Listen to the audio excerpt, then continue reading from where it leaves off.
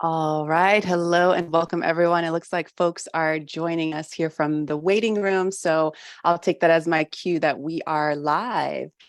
So just want to say hello and welcome to everyone who's joining us here live, or if you are rewatching this, what's up? Thank you for sharing virtual space with us today so that we can learn how to treat each other better, to co-create a thriving culture together using some tools that we're going to dive in deep a little bit here. But before we go into the questions that you all have submitted for today's conversation, just want to briefly go through some introductions. So if you are here live with us, we would love for you to participate, and you can do that in a couple of ways. You can write in the chat. You can also, write to me privately or write to our guest speaker privately. If you have any kind of sensitive information and you prefer to be kept anonymous, that would be a good time to write to us privately, and we'll make sure to raise your question or your reflection and keep you anonymous there.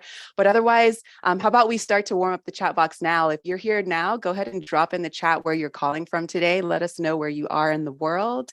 And I'll give you all a shout out here shortly as I see folks dropping and representing there in the chat box. So also just to keep in mind that we are recording. We're also live streaming this on LinkedIn. So if you are joining us on LinkedIn and you're not here in our Zoom room, hey, what's up? I won't see you here with us, but I know that you are taking notes and paying attention, and be on the lookout for when we highlight different ways to connect with us today. So if you have signed up for this conversation, be looking out for a rewatch email. So you'll have an email from Power to Fly that will have a link to this session where you'll be able to rewatch it, take more notes, or share it with your community and your colleagues as well. So, and the last thing I'll say is, of course, write in the chat. We want to make sure that we are catering to the folks who are here live with us today. So if anything comes up, if you weren't able to submit a question beforehand and something comes up as you hear us speaking, feel free to write to us. So I see we've got Southern California representing, we've got India in the house, we've got Houston, Texas, South Carolina, Argentina, Denver, Colorado, Long Beach, California, Indiana. All right, I see more folks are dropping in here. Atlanta, Georgia, Douglasville, India, awesome, Richmond, Virginia. So keep dropping in the chat. Just would love for you all to continue to keep the chat box warmed up, and also inviting you all to connect amongst yourselves. So if you have any LinkedIn's or websites or projects that you want to share with folks who are here today, feel free to use the chat box so that you all can connect with each other when this session finishes here. So before we introduce our guest speaker, I'll take a brief moment to introduce myself for those of you who are joining, and this is the first time that you're seeing me moderate a conversation here. So my name is Maryella Marie. I live in the mighty mountains of Patagonia, Argentina, specifically in San Martín de los Andes, the original lands of the Mapuche people. And I am a lot of things, but for the sake of this conversation, I am a liberation facilitator. I'm an artist at heart. I have had the pleasure to share space, break bread, create and produce with our guest speaker here, Soon-Jahta, that I'm going to pass the mic to in just one moment here. But I'm so excited to have Soon-Jahta share his knowledge. I am team Soon-Jahta because I really, I resonate with his message and just how we can all be better communicators, and not better in the sense of, whatever the textbook definition of being a good communicator is. It's actually listening and bringing our authentic selves to the conversation. So Soon-Jahta, I don't want to spill any beans here. I know a lot of people might have actually joined a couple of sessions where we have been in conversation on Power to Fly before. Let us know in the chat if you have already. But for those, Soon-Jahta, for those who are here today who have never met you in person or online, can you just take a couple moments to introduce yourself? Let us know why you do what you do, and then we can set the stage up after that for today's conversation. Sure. Thank you so much, Maryella. Thank you for such a warm greeting and introduction.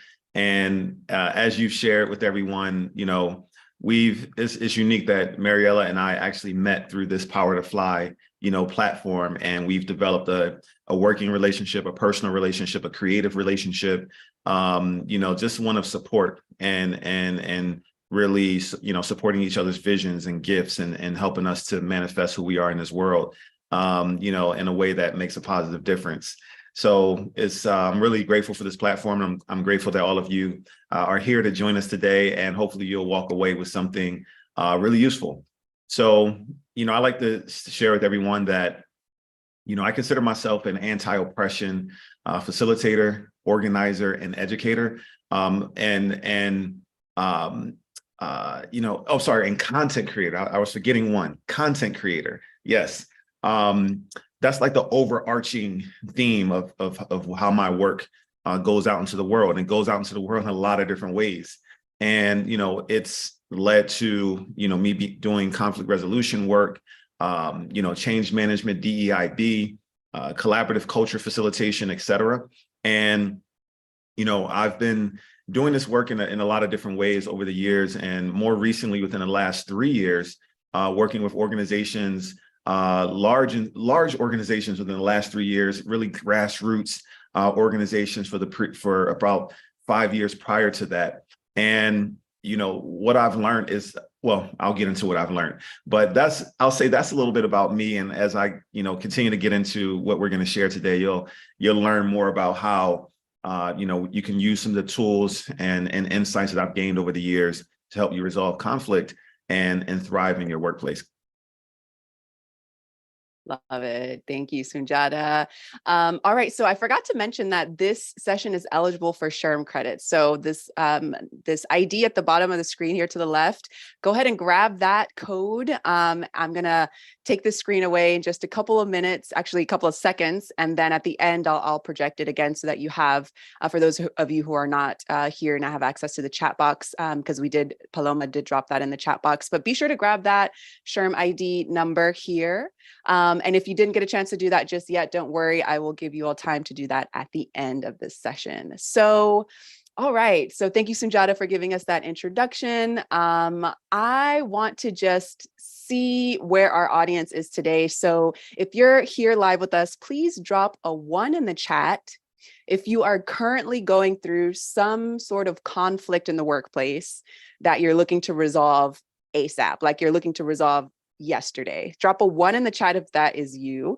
Drop a 2 in the chat if you are here for a more preventative measure. So in order to understand how to resolve conflict should it arise in the workplace. So drop a 1 in the chat if you need the help yesterday. Drop a 2 in the chat if you're here for more of preventative measures. All right, lots of 2s, which is great.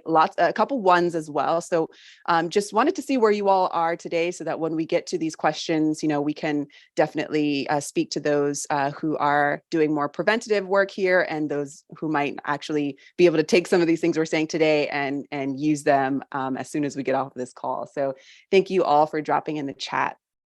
So we'll take the next hour to answer as many questions as we can that were previously submitted. Again, if anything comes up in the moment and you weren't able to submit a question, go ahead and drop those in the chat. And as time allows, I'll get to those questions that arise in the moment. So first, let's set up the stage by talking about co-creating a thriving work culture. And then we'll talk about the power of authentic dialogue versus debate later on in the conversation. But Soon-Jahta, what is co-creating a thriving work culture? Can you help set the stage for us there? Sure. This whole concept of co-creating a thriving work culture is something that has been very valuable for our clients at Grow Dialogue, because a lot of times people find themselves in situations where they're constantly putting out fires. They're constantly addressing conflict in the moment, and they address it and then something else comes up. They address it, something else comes up, and they're constantly in a reactive state versus a proactive state. And the concept of co-creating a thriving work culture is all about being proactive. It's all about leadership, within a team, whether that be, top-down leadership or bottom-up leadership, because it happens both ways.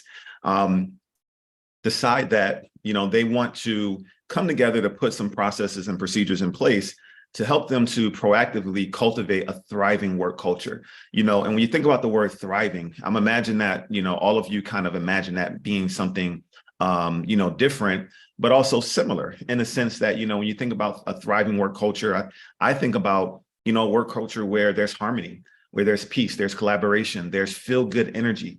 And it's a feeling of camaraderie. And when problems arise, there's a confidence knowing that, when conflict or issues arise, that, we are made up of the right stuff to resolve it together in a way that's going to uplift as opposed to putting people down, et cetera. So the key word within that concept of co-creating a thriving work culture is co-creating.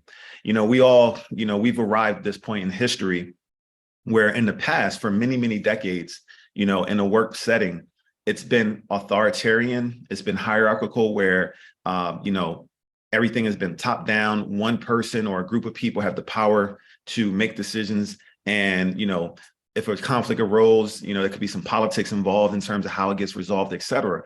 But for a long time, there was never really a healthy way to resolve conflict where everyone felt like they could be heard. Everyone felt like they were understood. Everyone felt like their needs were honored. And yet we were able to find some common ground and move forward together. Well, at Grow Dialogue, we created a process for doing just that with the training that we have called Co-Creating a Thriving Team Culture. And I'm just going to give you a few insights from that very briefly. So one of the keys in that is co-creating a culture statement and then a set of 5 core values. And when we go in with teams, we help teams create a culture statement and core values that they can all see themselves in. And by the process of co-creating it together, there's a different level of buy-in when you have a culture statement that anchors your organization, anchors your team, that all stakeholders had a voice in creating together.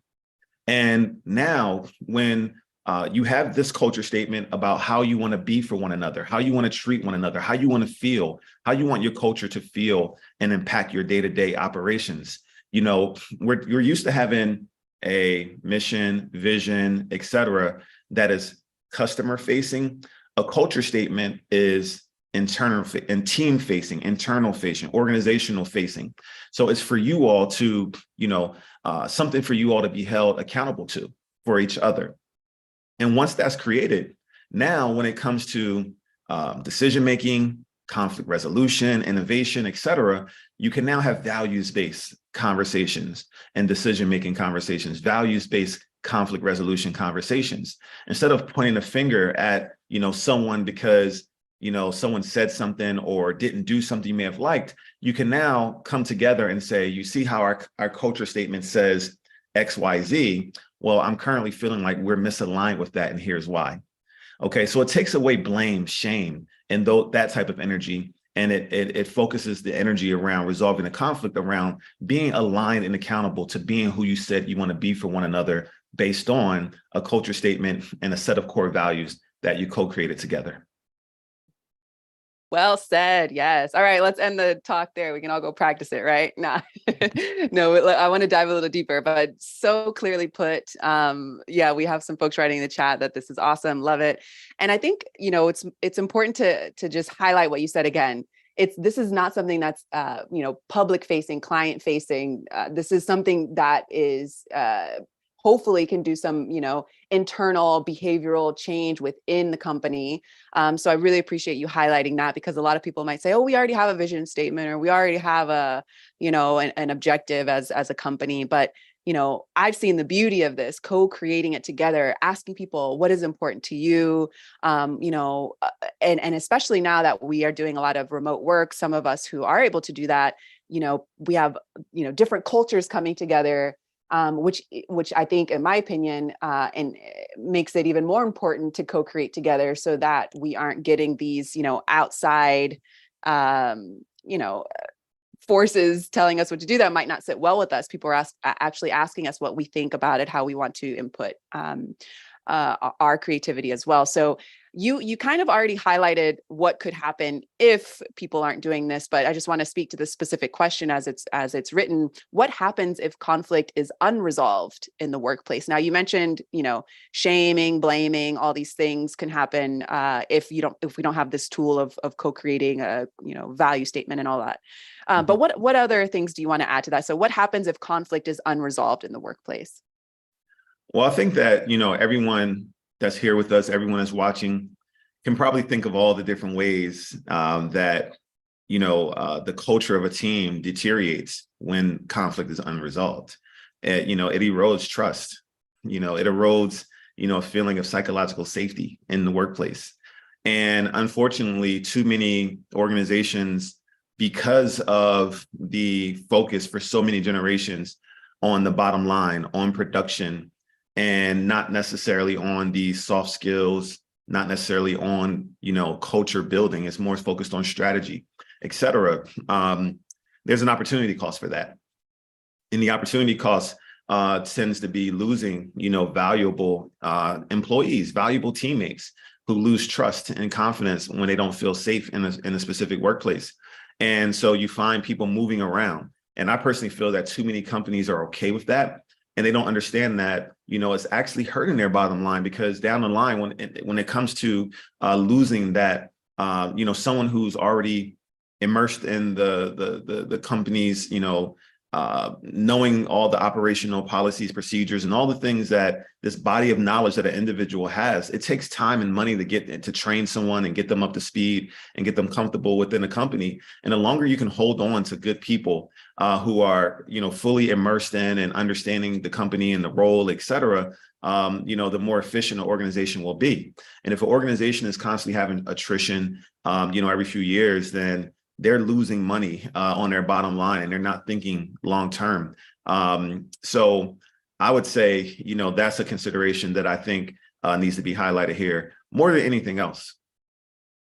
Love it. I love that you went, from the personal to also the financial losses that can happen if conflict remains unresolved in the workplace. So I know some people needed to hear both sides of that too, because people don't want to lose money. So Yeah. I was going to Okay, say, so because oftentimes, a lot of folks who will join us on these chats will wonder, how can I get the ear of leadership to help them to understand that this is important? And that's the conversation that if you happen to work for one of those organizations that don't put enough time and energy into nurturing a thriving team culture, you can speak about that opportunity cost for not doing so, that downstream effect where they're going to be losing money because we're losing good people. Or even if people are there, understand this, there's something called apathy, right? You could be there, but not giving 100% effort versus a team that feels psychologically safe, feels like leadership cares about, that, and cares about resolving conflict and cares about the culture. You're going to get more energy and more effort, in a more sustainable work culture when you focus and give time, to nurturing the culture, in addition to just focusing on strategy and numbers. Love it. Love it. Thank you for that, Soon-Jahta. Okay, let's move on to the next question here. What are the best practices for teaching conflict resolution in the workplace? Should upper management be prioritized and hope that the lessons learned are trickled down to individual contributors?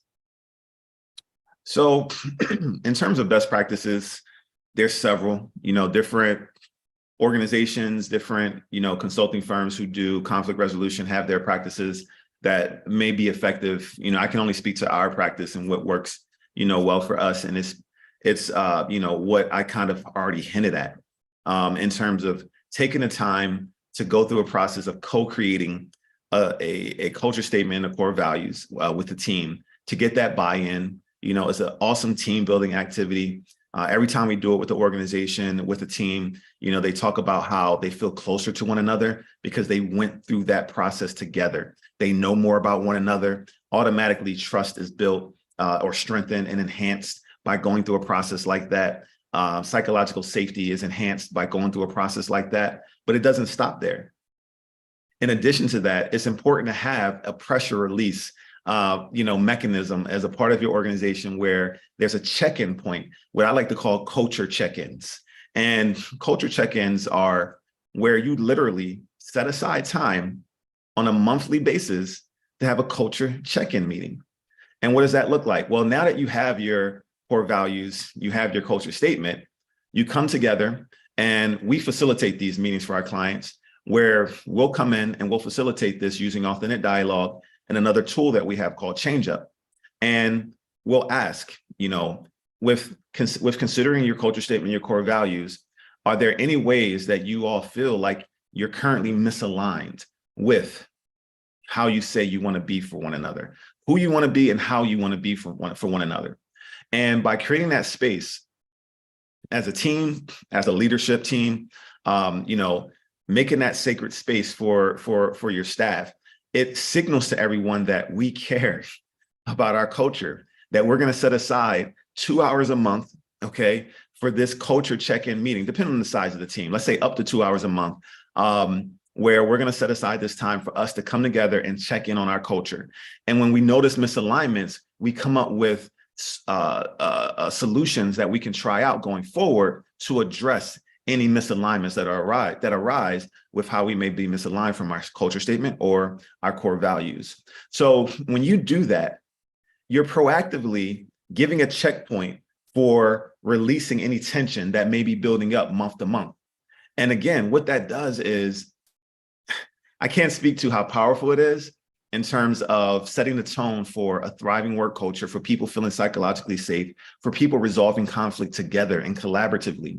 And also it empowers people to then take care of one-on-one conflicts more effectively as well, using the same tools that we teach, where folks will feel more comfortable and more equipped with having the skills to have those one-on-one conflict resolution conversations as well, because it's being modeled team-wide and organizational-wide as well. So for us and what we do at Grow Dialogue, that's the best practice, model. And in terms of should it be done with the leadership team first and trickle down, it should be done organizationally, okay? We've worked with organizations that are really, really large, and certain teams within organizations have different culture statements. There may be like an overarching one, but then smaller teams within will have their own culture statement and core values for their team that is similar to or in alignment with the overarching one as well. But having those checkpoints at different levels of an organization for different team members to point to have those values-based, conflict resolution conversations or decision-making conversations is very useful, and it needs to be organizational-wide. I love it. Thank you for that, Soon-Jahta. All right, this is a really interesting question that I would love to hear your response to. Speaking of, because a lot of people, when they're in these kind of toxic work environments and they know that maybe they need to leave, or they want to, no one is listening to them, or maybe they're in a position where they have to let someone go. I'd love for you to talk about this. Should I stay or should I go? When do we know when that's enough, or when we've come to that point? So this question reads, specifically, it reads, if conflict resolution has been attempted before and parties still disrupt the workplace with conflict, when do you say enough is enough and possibly end one or both employees' employment? Or are there other alternatives that can be attempted? Yeah, you know what? I'm going to answer that. I saw a question come through in the chat that I wanted to address here. Someone asked, can you provide an example culture statement? So I went on ahead and copied one that I answer underneath. I think everyone maybe should be able to see it. Did you see me populate that, Maryella? Yes, I see it here in the chat. Okay, so everyone can see an example culture statement there in the chat. So going back to the question you just asked,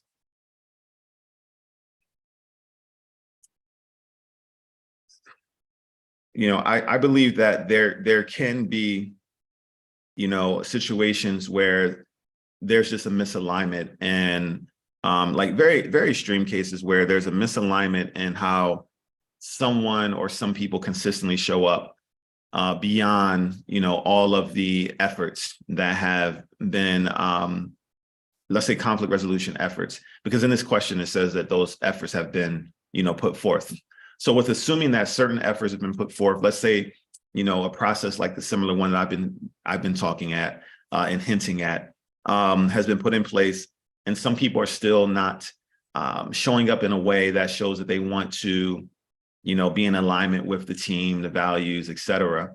I do believe that there may be a time where it may be necessary to create space in that way. I don't work in HR, so I don't want to, get into any of the technicalities around hiring and firing. That's not my expertise. I don't know. I know that sometimes there's, some policies and procedures and steps that have to go towards that. But the only thing I can say concretely is sometimes it is okay to acknowledge that, there's a misalignment, but and I even in personal relationships, and it's like, I know you, I care about you, I love you, but I need to create space because the ways that we show up, we may be unintentionally causing harm to one another. And, that may be what's happening. Oftentimes, I don't think people intentionally cause harm, but sometimes our personality differences or, just other things may be going on where creating space is necessary. And if in a workplace context, that means, asking someone to move along, or someone may choose, I know that we have some questions around being bullied in the workplace by leaders, et cetera. There just comes a time where we have to admit that, this is just not the best fit, and moving on. And when I say creating space, that just means moving along, finding a different place to work, finding a different culture that is more aligned with my values and my beliefs is a necessary thing to do.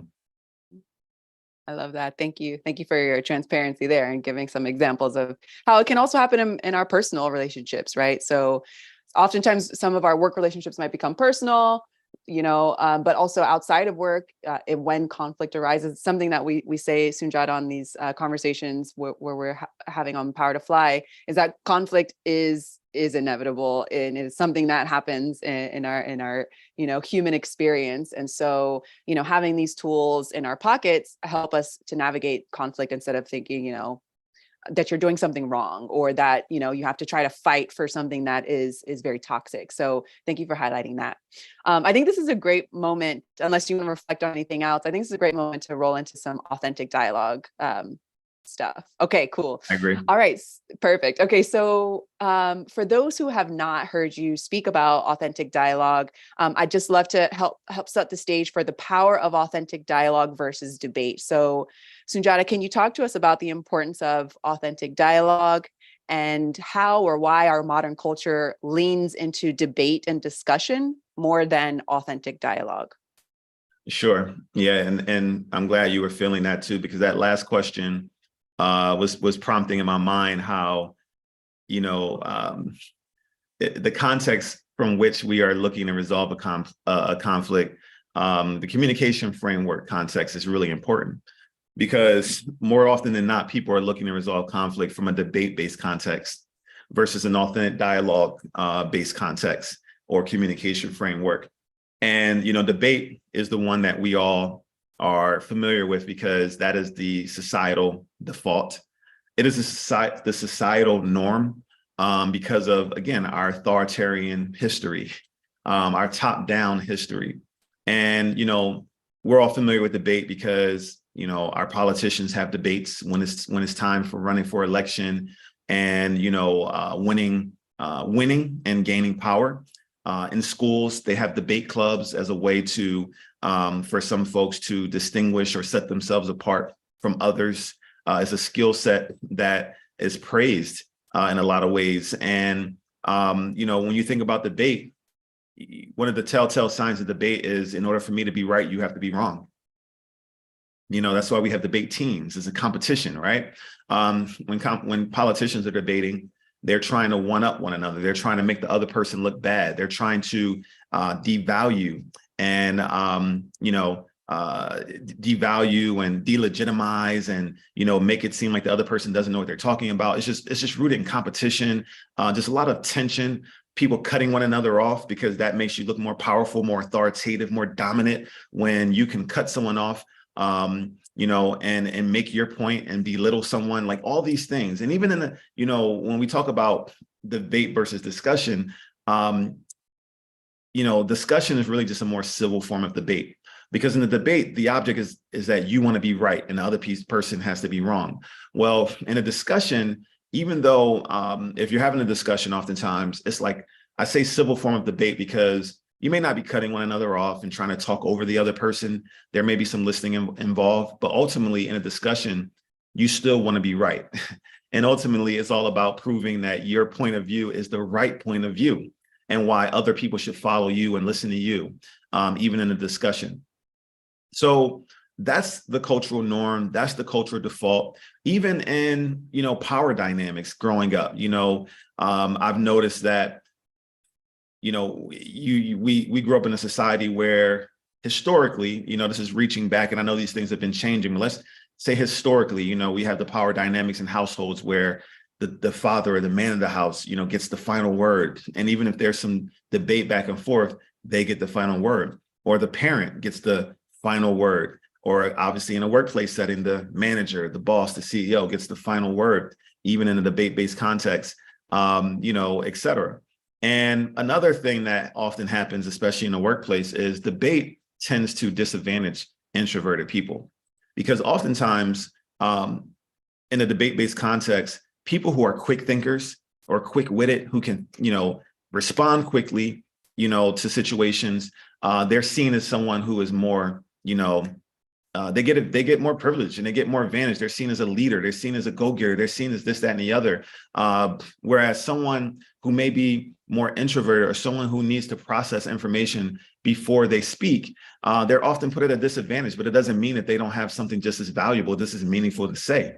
And those people will always be at a disadvantage in a debate-based situation, in a debate-based context, what tends to be the norm in workplace settings. And, I've heard from people who are introverted people, who are more reflective, who like the process, who feel, again, silenced, unheard, like their strengths aren't valued enough, et cetera, in the workplace setting. And so let's transition that to talking about authentic dialogue. So in the context of an authentic dialogue, it's a space where everyone's voice is heard, and it's usually facilitated. Okay. There's a way for you to engage someone in an authentic dialogue, even without a facilitator, or even if both people haven't been trained on the tenets of authentic dialogue. And we'll talk a bit about that here in a moment, and we'll share a resource with you about that.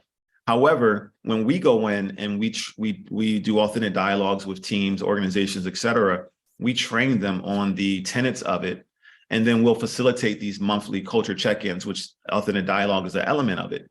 And what's different there is when in the context of an authentic dialogue, we ask people to, to activate their capacity for tolerance, meaning accepting that people are going to have different perspectives and beliefs, and that's okay.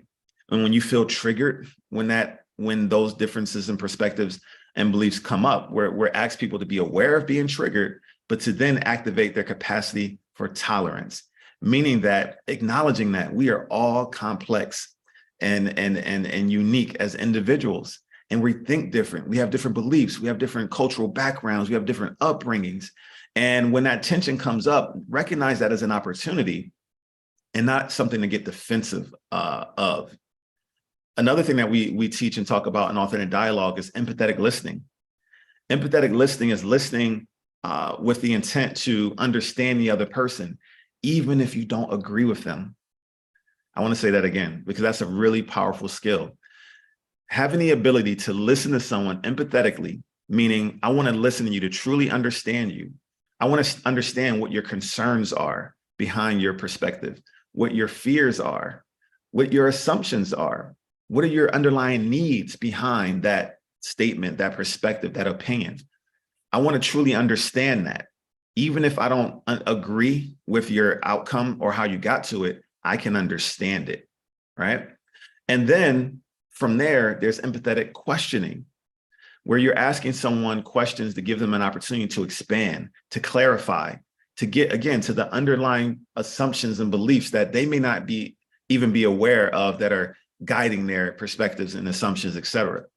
And oftentimes, not even oftentimes, all the time, in the context of an authentic dialogue, when people tend to be defensive, or, when they're expressing themselves, or, kind of have that energy initially, when someone is listened to empathetically and they get asked empathetic questions, that tension goes down automatically. And people are more willing to compromise. People are more willing to find common ground. And, people are more willing to be vulnerable and transparent. And when we are in a space of vulnerability and transparency with another human being, it's an energy that exchange that happens where comfort comes, there's the level of comfort that releases all the tension, and we're able to move forward feeling good together, especially when it goes both ways. Because just like you show up for someone that way, when they've had a chance to express themselves, et cetera, then you get the opportunity to share your perspectives, your beliefs, and now they get to listen to you empathetically and ask you empathetic questions and get to your underlying beliefs, your underlying fears, your underlying concerns, your underlying needs, et cetera. And once all that's on the table, then there's an opportunity for teasing out common ground and finding solutions that everyone can consent to and feel good about moving forward. And that's a lot of bit / little bit about the process of authentic dialogue and some of the tenets that are at the foundation of it. And I can share with you all that there's never been a time when it didn't work. I've had the opportunity to facilitate some really polarizing mediation sessions and groups, as well as through two people on some very polarizing topics where people tend to butt heads and see a complete turnaround, where people now have a greater appreciation for one another because they're addressing an issue in the context of an authentic dialogue versus a debate. Love it. I love that. And yes, I've heard some of these stories from you on seeing that, the power of authentic dialogue and working with people who have these this is like the remedy of our modern culture. This is what we need right now. And I didn't learn this concept or even know how, or if I was practicing this without knowing it, authentic dialogue. I didn't know about this until I met you. I'm one of those people where I grew up in my schools, my communities, we leaned into debate, even like the ciphers you're rapping and you got to, one up someone else on on their lyrics, that's more of a loving context though. But the power of authentic dialogue, it's beautiful. So I know you mentioned this training. I'm just going to drop this in the chat here so folks have access to this. And if you're not live with us and you don't have access to the chat, you can just go to growdialogue.com. And we have an on-demand workshop where you can learn how to resolve workplace conflict using authentic dialogue. Now, you might remember Soon-Jahta said that it's better when all people involved have these skills and know how to, and also there's a facilitator involved. But Soon-Jahta, I would love for you to talk about, what if you're the only person that has this skill? What does that person do then?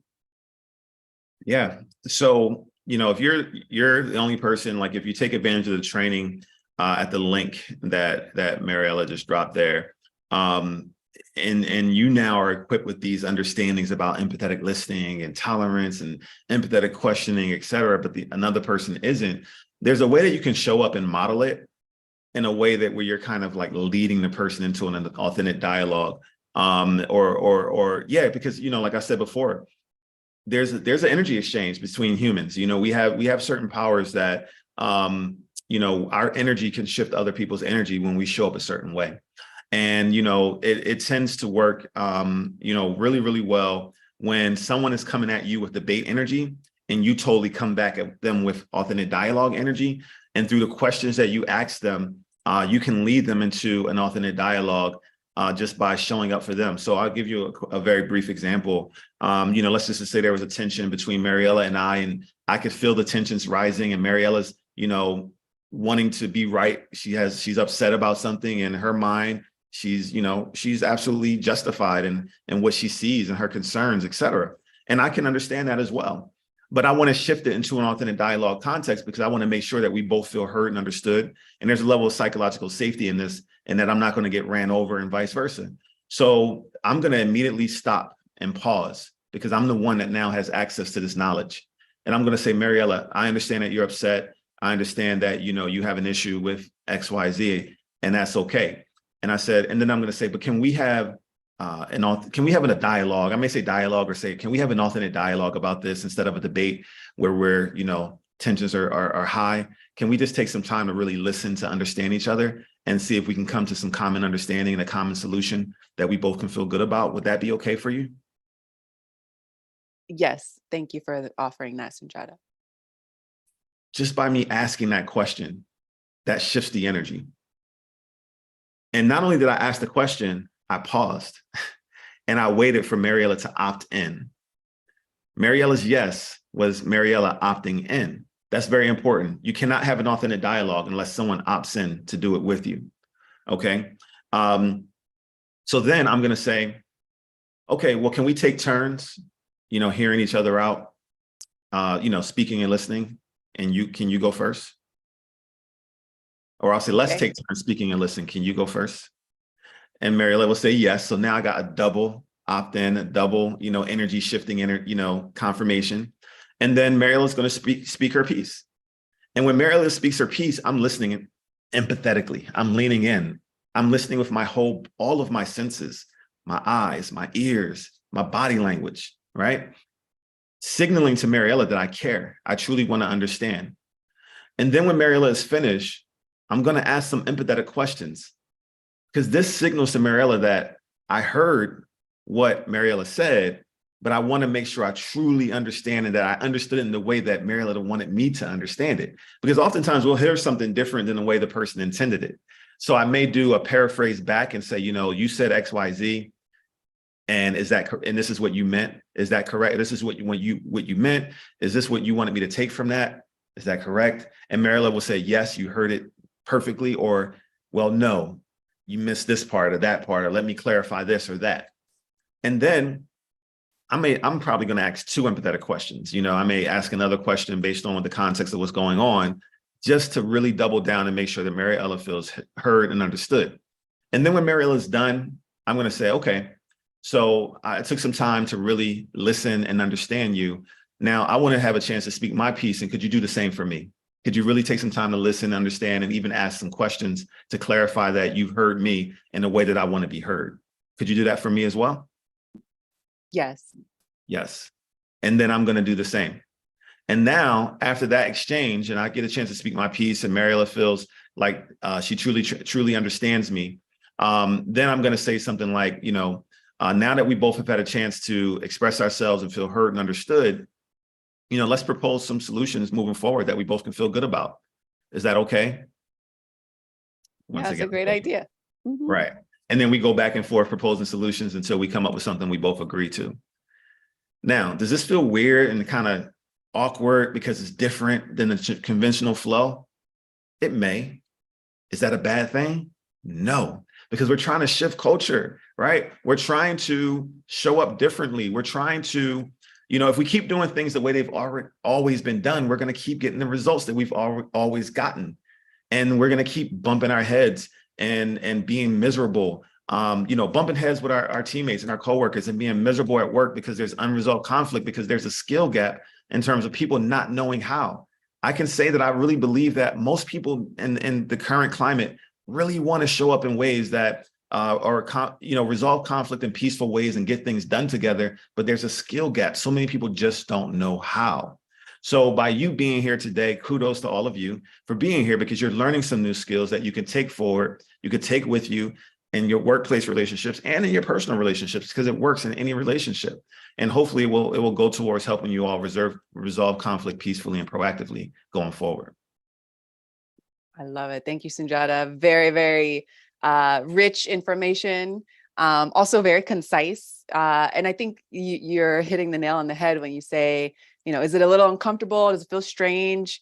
Probably so, because we have to be a little softer. We can still be strong when we're soft, but we don't need to put the wall up and just, close all of our senses. I love that you said you're listening with all of your senses, and you're you're respecting the pause, and asking empathetic questions, to show that you are listening, because it's true. Even when we don't realize. I mean, I see this sometimes with myself and with just people around me, that everyone's waiting for the next thing that's in their mind to say. So we're not really sitting and listening. So just even doing that changes the game, taking the time to listen. So Anna is writing, thanks, excellent information. I want to just see, because I know we got a lot of folks here live with us today. Can you all drop a 1 in the chat if you have practiced more authentic dialogue in your life than the other form? So drop a 1 if you've practiced more authentic dialogue in your life.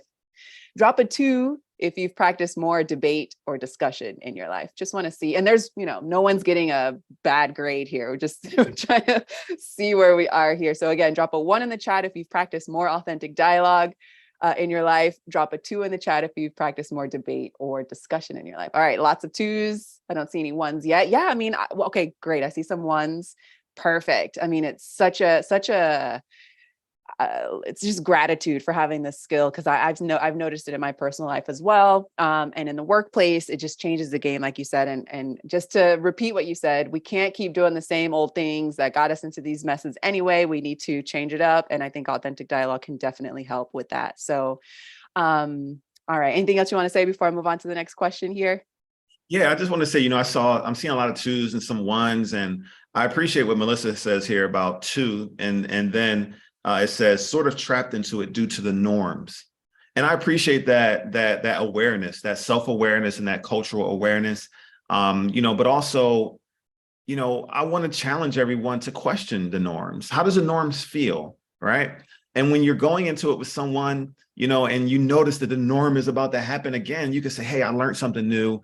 And, there's a lot of talk around work about people having issues, around how conflict is either ignored, or swept under the rug, et cetera. And I just want to do it differently. I feel like we have an opportunity here to shift the culture, whether it be some type of team-based meeting type conversation where you introduce these concepts, or you do it one-to-one and you start shifting the culture. And I just want to let you all know that you do have the power individually to shift the culture just by showing up differently yourself, because it's what's needed. It's truly what's needed. We need more authenticity. We need more understanding. And just, I get the feeling that a lot of people become fearful that if they go into a space of listening to understand, or this whole authentic dialogue mode, that it will disempower. But I promise you it does the opposite, because when people feel heard and understood, again, all walls come down and tensions come down and conflict gets resolved and diminished so much easier when people feel heard and understood. So if you can model doing that for others, that will encourage them to do it for you. And you'll see how conflict then becomes an opportunity to strengthen relationships. And that's often one of the things I love to share with people, that conflict is an opportunity to strengthen relationships, because like Maryella said earlier, conflict is inevitable. It's going to arise. Our signals are going to get crossed because we're humans and we're dynamic and complex, and we come from all the different backgrounds and cultures, like I said before. So knowing that it's going to happen and proactively being prepared to say the next time that it does, it's going to be an opportunity for us to get to know each other better and strengthen our relationships. I love that. Thank you, Soon-Jahta. So Melissa writes in the chat here, as an introvert in a fast-paced environment, feels so empowering to learn tools to change the norms. Thank you all for this. Yes, yes. Would you like to respond to that, Soon-Jahta? Oh, just heart, thumbs up, yes. heart of it. Beautiful. All right. So let's move on to this question, because I feel like, let's say someone, this is a made up scenario that I'm sure maybe a lot of people might find themselves in, hopefully not though, but going back to this like old way of doing things where we have the hierarchy, right? We have the higher ups who might not have the time to sit and have empathetic questioning and listening going on. So this question reads, what are some practical tips for speaking up or otherwise addressing it when someone with more hierarchy than you is mistreating staff? So I see where you can put, everything that you just talked about authentic dialogue into this response here, but can you just pinpoint maybe someone who might be a new hire, someone who might not be, up the ladder of whatever the leadership ladder or the flow is there? What would you say to this person here? Again, this kind of goes back to the conversation around just really becoming aware of, if you're currently in a position in a workplace culture that is the best place for you, that's aligned with your values and your beliefs, and how you want to show up in the world, and is there psychological safety, et cetera. And, I would ask, are there currently any mechanisms for which to address these type of issues? Or is it really just a really old school, authoritarian work environment? And if it is, the chances of changing that are going to be slim to none. But if there is currently some mechanisms where there is, within an HR function, some way to address concerns around your culture, some ways to address, maybe diversity, equity, inclusion, and belonging issues, you see that there may be some type of person who holds that, that context in your company that you could potentially go to and ask, what's the best angle to address this from a equity, inclusion, and belonging conversation standpoint. And if leadership is open to that, or if it's just window dressing, and you get to determine based on your inquiries into that whether, again, it's a good fit. If you're, it's a good fit for you, and it's a place where you can be in alignment with on a day-to-day. So I'm hoping that folks do have those mechanisms that they can just feel more empowered to interrogate and have some questions around what their needs are. And for those folks who don't feel safe for doing so, I know it could take time, but ultimately, there are organizations out there that are safe environments. And I would just encourage people to continue to, try to put themselves in a position to get to the best fit organizationally and culturally. I love it. This is a great segue into this next part here. But I want to cover, if people are either applying for a new job or they're looking to, hire new members on the team, like how can we demonstrate these skills, or how can we show people that we think these skills are important in order to create something new, right? In order to help, culture change, behavioral change, all these things, so that we're not just, as Soon-Jahta was saying in the beginning of this conversation, so that we're not just focused on the bottom line, which takes the humanity out of the situation. And, it's only focusing on data and dollars and things like that. So I want to see, before I give some responses here that I've written for today's conversation, but what do you all think? Like if you're sitting in an interview and you want to make sure that this company values your voice and is able to resolve conflict in a way that isn't, dehumanizing you, what kinds of questions do you think are important to ask? So I'll hope for a light pause to see if someone wants to come up with a response there in the chat. And if nothing comes to mind, no worries. I've got some things here that I can give to you all, but just want to know, if you are in a situation where you have to interview someone or you are being interviewed, what's something that you can make sure you can say or ask so that you know what you're getting into. And if it's like, okay, they don't know how to resolve conflict in a way that is going to ensure my psychological safety and things like that, you can opt out essentially and go look for something else. Or, you can decide to not hire this person if you find that they're going to bring more conflict and not be open to resolving things in a more collaborative way. So let's see if someone wants to drop in the chat. Yes, Soon-Jahta. Yeah. And so while you all are thinking and writing things in the chat potentially, I think that's a great question, Maryella. And I would like to know, as just an add-on, how many of you have already done that? How many of you, how has this been a part of your awareness? Like in your interview process, do you have questions that you ask about the culture? Do you have questions that you ask about how they resolve conflict when it arises, et cetera?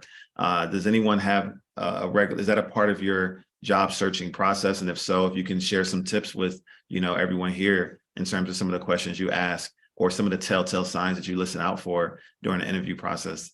Yeah, that would be awesome if you can add those in the chat. All right. So as folks are thinking and writing in the chat, I'll share some things that I have in mind. Okay. So you can practice empathetic listening and empathetic questioning in the interview. And you can feel the difference if you go into another interview and no one is practicing empathetic listening and empathetic questioning, right? There's a different feeling. There's this different energy, this power that Soon-Jahta was hinting at before. It's a total shift of conflict resolution or just co-creating something together. So you can, in the interview, practice empathetic listening and practice empathetic questioning. You can ask them, if you are the one that's being interviewed, you can ask them if there are any trainings or workshops that your team regularly practices in order to be able to develop and flex these skills, right? And if not, what does that mean for you? Do you feel like, well, it's okay, you'll go into the woods blind, or do you have some skill that you can bring to the team? Well, if I'm hired, I have this, new skill that's called authentic dialogue, and I'd love to share it with the team. That seems like, oh, I would want to hire that person. What is this authentic dialogue thing? We don't do this already. So, that's another example. Another example can be, does your company have an employee resource group that leans into conflict resolution and other essential skills support? So I know a lot of, not enough, but a lot of organizations are offering these perks, right? So that if they don't have it on their team, you have the money to pay someone to teach you these skills. If it's something that their company isn't already supplying you with, then they give you some funds to go and find someone to do that. So that's an important question. I think the more we ask those questions in interviews, the more these companies will figure out that it's important to either give the perks, the employee perks to find these skills, or to implement them here. So, I see someone has written here in the chat. Soon-Jahta, can you read that out for us here? Yes, it says, can you hear me? Am I off mute? Yeah. Okay. It says, in an interview, how are decisions typically made? You can see if it's only top down or if there's conversations around decisions. This can be for technical decisions and environment culture. Yes, thank you. I.e., is leadership interested in listening to employees? Absolutely. That's a great question to ask and something to kind of explore. Beautiful, beautiful. All right. So we've got more to say on this, as you all can probably see just from our enthusiasm and just, you know, the wealth of knowledge that comes from once you put your toes in the waters, you want to go all the way in because it feels good. You know, you start to have different conversations with people. You start to be more innovative, more creative. So I know, you know, we can definitely go down the list on a future date, which actually we are coming back to Power to Fly to continue this conversation. And as soon as we have that date locked in, we will we'll put that on Power to Fly's website, and you might get an email also for you to mark your calendar. So be on the lookout there. I'm just going to start to share my screen now so I can close us out here. Soon-Jahta, did you want to add anything before I roll through some closing notes?